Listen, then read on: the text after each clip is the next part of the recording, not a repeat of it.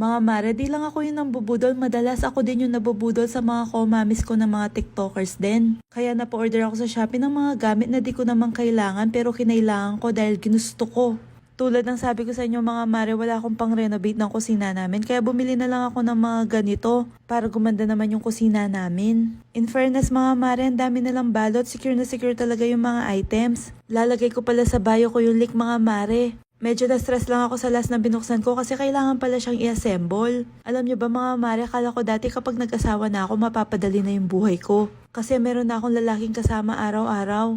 Di ko na kailangan magbuhat ng mabibigat, di ko na kailangan magbarena, di ko na kailangan mag-assemble. Kaso mga mare, yung asawa ko nasa ibang bansa, di naman ako nagrereklamo kasi yung asawa ko sobrang sipag niya tapos ang dami niyang pangarap. Kaya mga mare, di ko alam kung kailan siya uuwi talaga. Kasi di pa natatapos yung mga pangarap namin mga mare.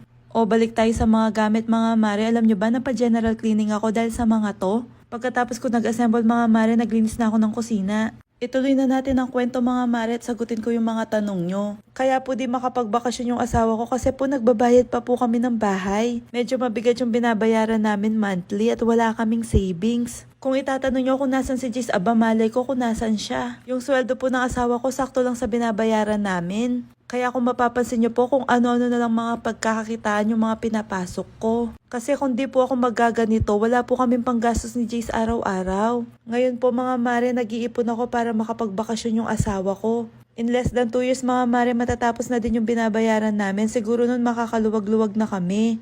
Baka siguro nun mga mare, pwede na siyang umuwi sa Pinas. Dito na lang siya for good.